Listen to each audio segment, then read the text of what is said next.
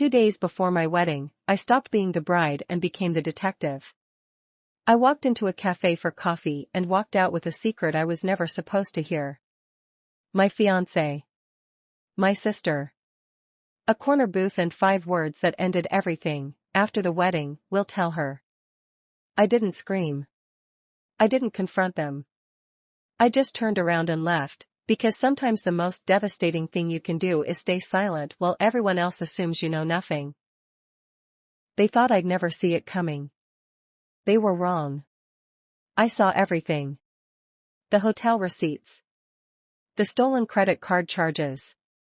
The months of lies dressed up as family dinners and wedding planning sessions. And when they finally realized what I'd done, it was already too late. Because the wedding they were waiting for wasn't the one I was about to give them. I need you to understand something before I tell you what happened. I'm not the kind of person who makes scenes. I don't scream in public places or throw drinks in faces or post cryptic messages on social media at 2 a.m. I've always been the calm one, the rational one, the girl who thinks things through.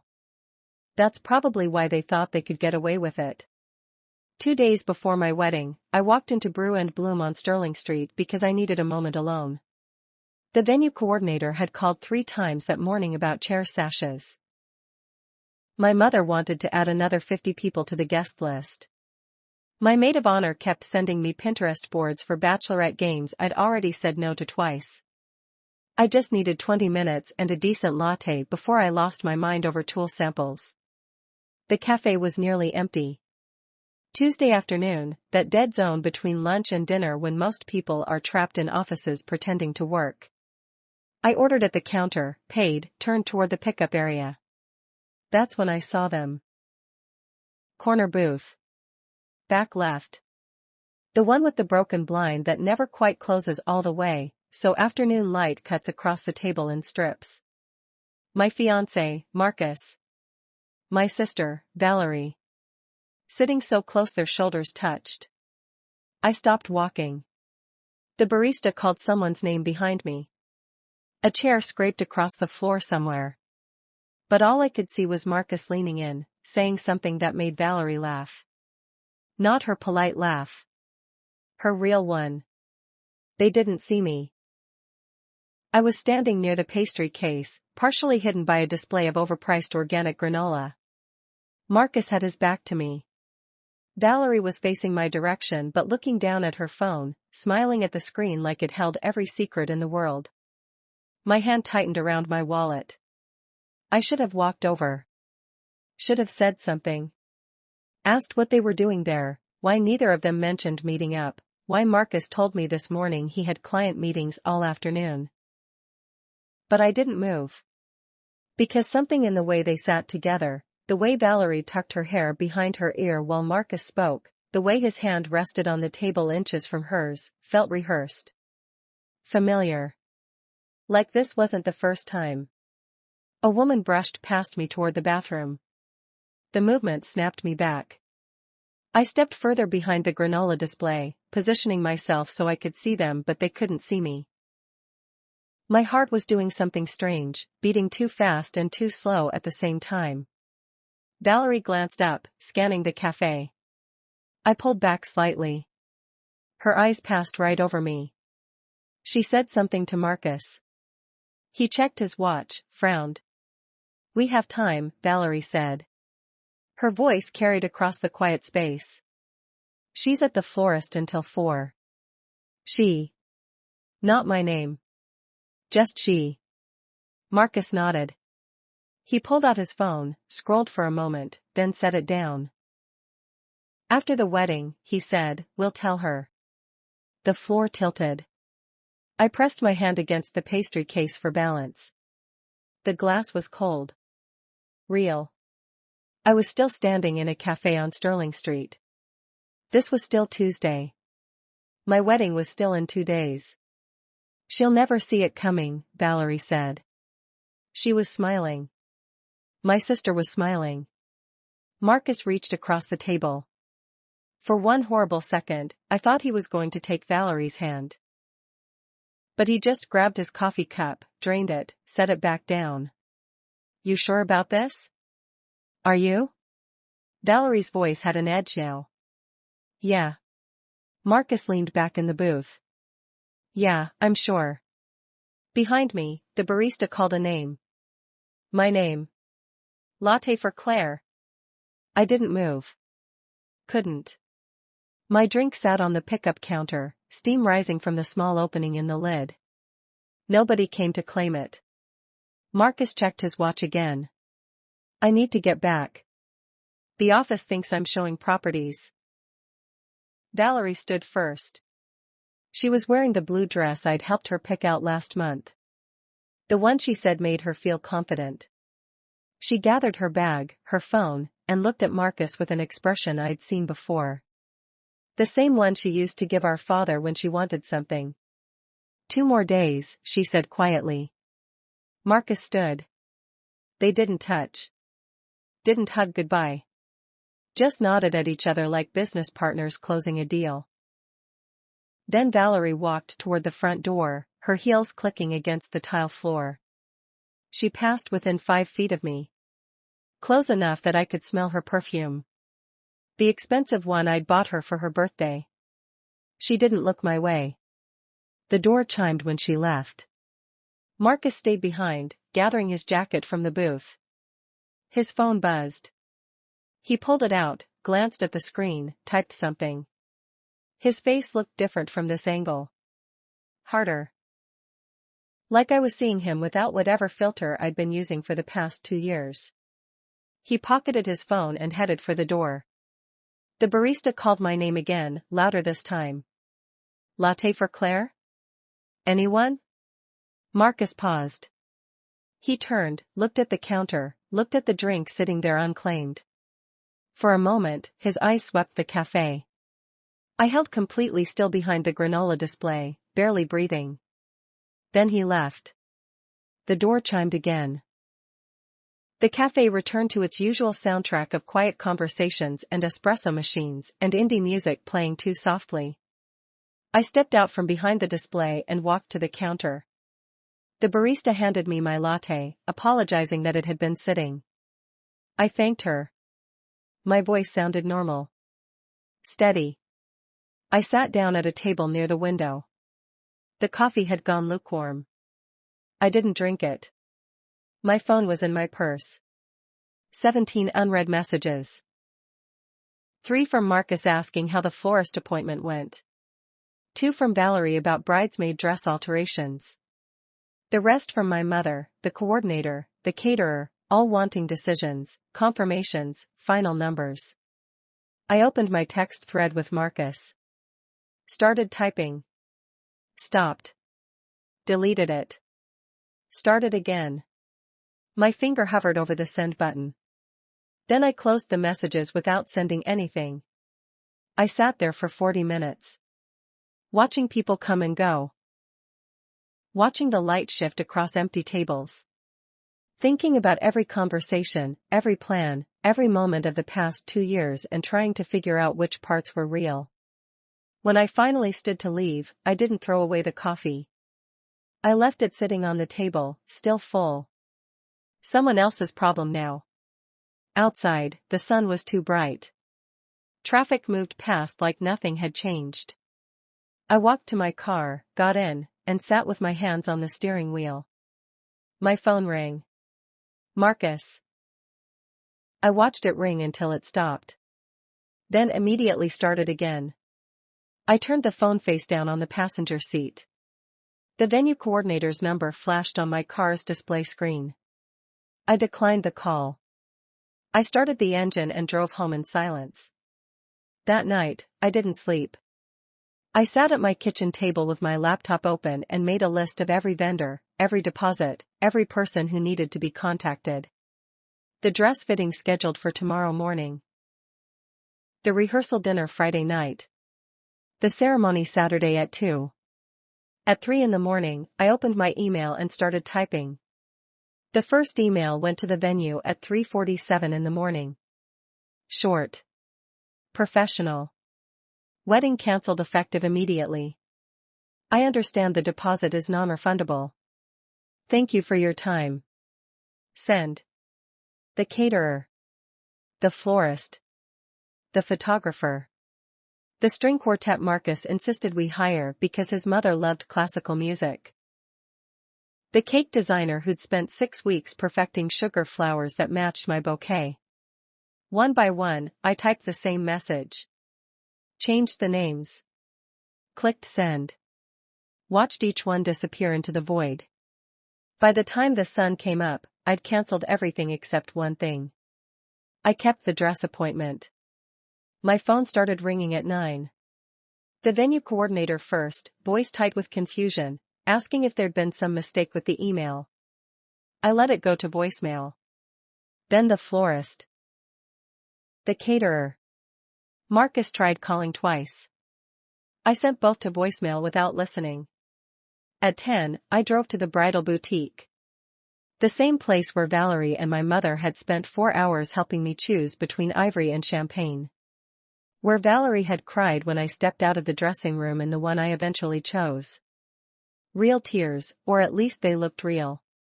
The consultant recognized me immediately. Claire. Your final fitting, yes? We have everything ready. I smiled. Actually, I need to return it. Her face froze mid-greeting. Return the dress? But the wedding is cancelled. The word hung in the air between us. She blinked twice, opened her mouth, closed it. Behind her, another consultant had stopped mid-conversation with a bride, both of them staring. I'll need the refund process today if possible. We don't typically, the alterations were custom, and the wedding is in 2 days, so our policy. I pulled out my phone, opened my banking app, turned the screen toward her. I can dispute the charge with my credit card company, or you can process the return. Your choice. She took the dress back. No refund, but she took it. Walking out of that boutique felt like shedding weight I didn't know I'd been carrying. My phone buzzed constantly in my purse. I ignored it. The rehearsal dinner was supposed to be Friday night at Marcus's parents' restaurant. Intimate gathering, 40 people, family only. I'd received the finalized menu yesterday. Valerie had requested the salmon. I texted Marcus's mother directly, so sorry, won't be able to make it tomorrow night. Something's come up. Her response came within seconds, what? Claire, what's wrong? Is everything okay? I didn't reply. My mother called at noon. I answered on the 4th ring. Claire Elizabeth, what is going on? The venue just called me, they said you cancelled everything. They said. I did. Silence. Then, carefully, you did what? Cancelled the wedding. I heard her breathing change. This is not funny. Marcus is beside himself, he's been calling me all morning asking if you're okay, if something happened, and I don't know what to tell him because you won't answer your phone and. Tell him I'm fine. You're fine? Claire, you just cancelled your wedding 2 days before. 1 day now. Wedding was supposed to be tomorrow. Do not play games with me right now. What happened? Did you two have a fight? Is this about the guest list because I told you we could compromise on? It's not about the guest list. Then what? Talk to me. Please. You're scaring me. Through the phone, I heard another voice in the background. My father, asking what was wrong. My mother covered the receiver but I caught fragments. She cancelled. I don't know, won't tell me. I have to go. Claire, wait. I hung up. Valerie's text came at 1:30, Mom just called me freaking out. What's happening? I stared at the message. 3 question marks. Like she didn't already know exactly what was happening. I typed, ask Marcus. Then I blocked her number. My apartment had never felt this quiet. I sat on the couch where Marcus and I had watched movies every weekend for 2 years. Where he proposed 6 months ago with a ring his grandmother had worn. Where Valerie had helped me address wedding invitations while drinking tea and talking about how lucky I was. Someone knocked on my door at 3. I looked through the peephole. Marcus. He knocked again. Claire? I know you're in there, your car's outside. Please, just talk to me. I stepped back from the door. Claire. Whatever's wrong, we can fix it. Just open the door. Please. His voice cracked on the last word. I'd heard him use that exact tone before, during the toast at his best friend's wedding last year. Practiced emotion. Perfectly calibrated. I'm not leaving until you talk to me. I sat back down on the couch. Waited. He knocked for another 10 minutes. Then stopped. I heard his footsteps retreat down the hallway. His car started in the parking lot below. Drove away. My phone buzzed. Text from his mother, Claire, honey, Marcus is very upset. He says you won't talk to him. Can you please just tell us what's going on? Delete. Text from my mother, your father and I are coming over. I replied, don't. She called immediately. I declined. At 5, there was another knock. Heavier this time. My father's voice, Claire, open this door right now.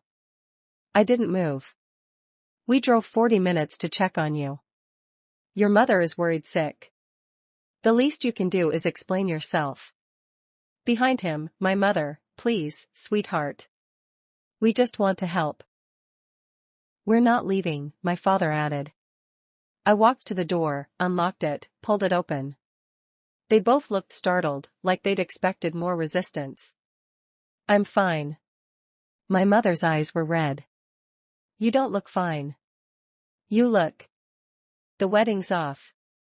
That's all you need to know. My father stepped forward. That's all we need to know? Claire, you don't just cancel a wedding without. I did. Why? My mother's voice broke. Just tell us why. I looked at both of them. My father in his weekend khakis and polo shirt, arms crossed like he could force an explanation out of me through sheer disapproval. My mother in the cardigan I'd bought her, twisting her wedding ring around and around her finger. Ask Valerie. My mother blinked. What does your sister have to do with? Everything. The hallway went quiet. Somewhere below us, a door closed. Someone's TV played through thin walls. My father's expression shifted. What are you saying? I started to close the door. My mother put her hand out, stopping it. Claire, if something happened between you and Valerie, we need to. I saw them. The words came out flat. Final. My mother's hand dropped from the door. Saw who? Marcus and Valerie. Together. My father's face went rigid. Together how? I didn't answer. Claire. My mother stepped closer. What exactly did you see? Enough. That's not an answer. If you're accusing your sister of something, you need to be specific about. They were planning to tell me after the wedding. Both of them went still. Tell you what? My father's voice had changed. Quieter now. Dangerous. I met his eyes. You should probably ask them that. My mother shook her head. No. No, you're misunderstanding something. Valerie would never. Wouldn't she? The question sat between us. My phone started ringing in my pocket. I pulled it out. Marcus again. I held it up so they could see the screen. He's called 43 times today. I declined the call. Valerie sent 27 texts before I blocked her. Your wedding coordinator called 6 times. The florist. The caterer. Everyone wants to know what's wrong. I looked at my mother. You want to know what's wrong? She nodded, tears starting. 2 days ago, I walked into a cafe and heard my fiancé tell my sister that after the wedding, they'd tell me everything. That I'd never see it coming. I paused. They were right. I didn't. My father opened his mouth. Closed it. Started to speak but. I need you both to leave now. Claire, wait, we can't just, my mother reached for me. I stepped back. Leave. Not until we. Now. Something in my voice made them stop. My father put his hand on my mother's shoulder, pulled her gently back. They walked toward the elevator without another word. I closed the door. Locked it. Leaned against it. My phone buzzed one more time. Unknown number. I almost ignored it. Then I opened the message. A photo. Timestamped from 3 months ago. Marcus and Valerie. His arm around her waist. Her head on his shoulder. Location tag, the Bennett Hotel. The same hotel where Marcus told me he had a conference that weekend. Below the photo, one line of text, thought you should see this. There's more if you need it. No name. No context. I stared at the screen. Started to reply. Stopped. Because suddenly I understood. This wasn't just about them. This was about something bigger. Something I hadn't seen yet. And tomorrow, everyone was going to find out exactly what that was. I replied to the unknown number, send everything. The files came through in minutes. 12 photos. 4 videos. Bank statements. Hotel receipts dating back 8 months. Text message screenshots I recognized immediately because some of them were from my own phone, forwarded somewhere I'd never see. The sender's final message, Bennett Hotel. Room 412. Check the registry. Your name was on the reservation. I opened my laptop. Logged into the hotel booking site Marcus and I had used for our anniversary trip last year. Found the saved password. Clicked into reservation history. There it was. Room 412. Booked under my name and credit card. 6 different dates over the past 8 months. I'd never been to the Bennett Hotel in my life. My card. My name. His access. I forwarded everything to a new contact list. Every guest who'd received a wedding invitation. Every family member. Every mutual friend. His parents. My parents. His business partners. The subject line, why there's no wedding tomorrow. My finger hovered over send. Then I pressed it. The replies started within minutes. Shocked emoji. Question marks. Is this real? My phone began ringing immediately. I turned it off. At 7 the next morning, I got dressed. Not the wedding dress. A simple black suit I'd worn to job interviews. Professional. Clean. I drove to my parents' house. My mother opened the door before I could knock. Her face looked hollowed out. The email. Claire, the email you sent. Is everything true? She stepped aside. My father sat at the kitchen table, laptop open in front of him. He looked up when I walked in.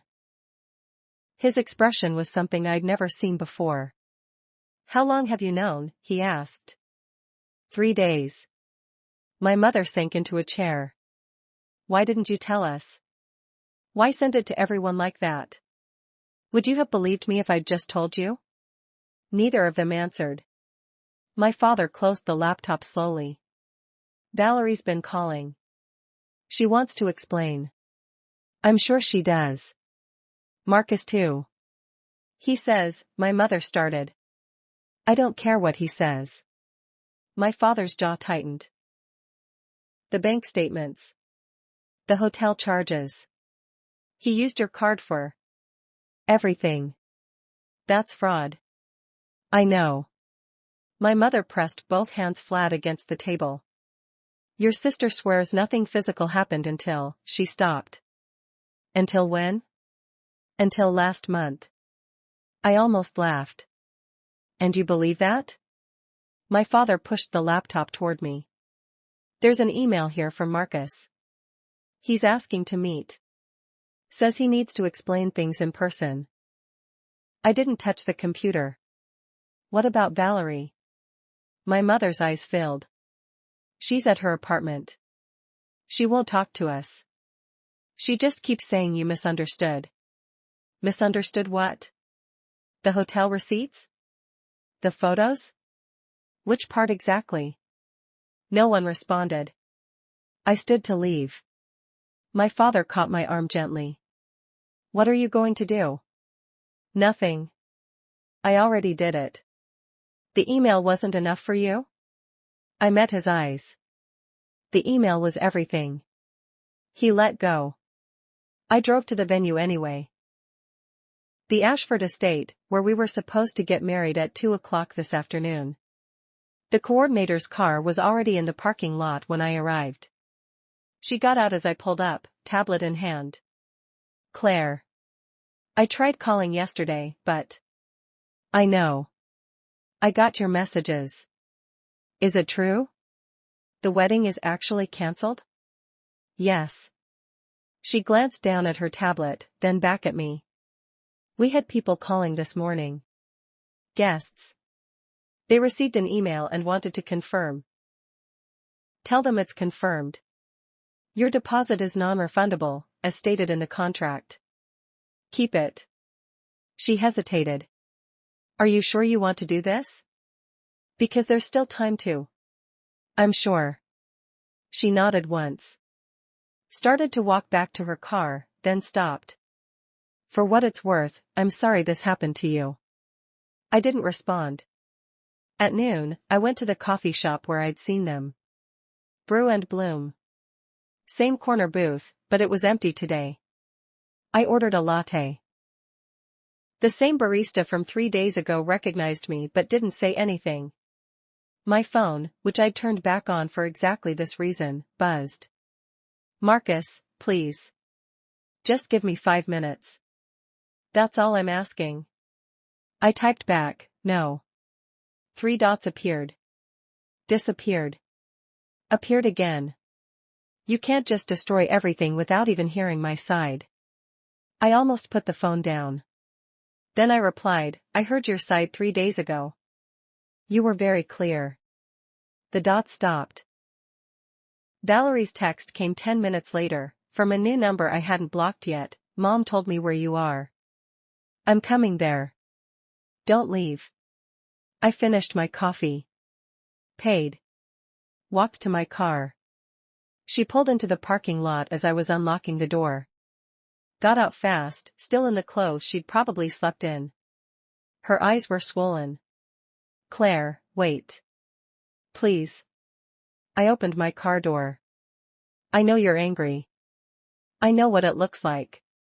But if you'd just let me explain. Explain what? The hotel rooms? The credit card fraud? Or just the part where you were planning to tell me after I was already married? She flinched. It wasn't supposed to happen like this. How was it supposed to happen? I don't know. I didn't think.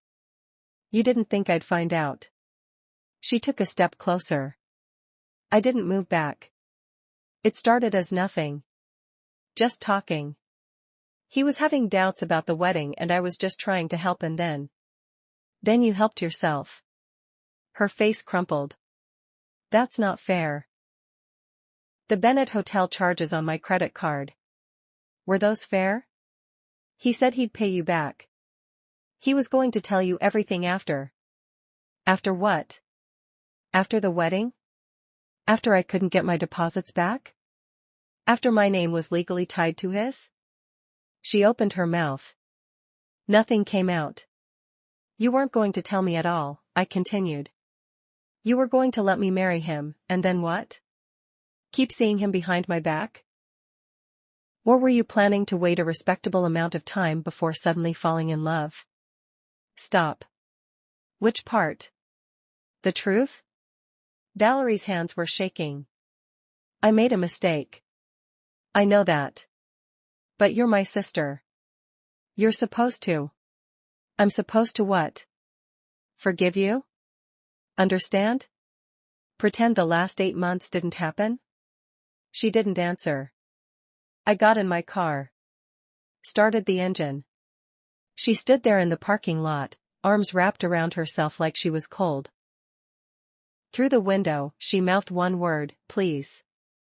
I shifted into reverse. 2 months later, my mother called to tell me Valerie had moved to Portland. Marcus had apparently been let go from his real estate firm after his partners reviewed the expense reports more carefully. Something about discrepancies that went back further than anyone had realized. I didn't ask for details. My apartment felt different now. Quieter, but not in a bad way. I'd removed every photo, every trace of the life I'd almost had. Repainted the living room. Changed the locks even though Marcus had returned his key through my father. I was making coffee one morning when my phone buzzed. Unknown number. For a second, I considered ignoring it. Then I opened the message. Just wanted to make sure you got everything you needed. Hope you're doing okay. I stared at it for a long time. Then I typed back, who is this? The reply came instantly. Someone who knew what they were doing and wanted you to know too. Sometimes the truth just needs the right person to find it. I read it twice. Started to respond. Stopped. Because some questions don't need answers.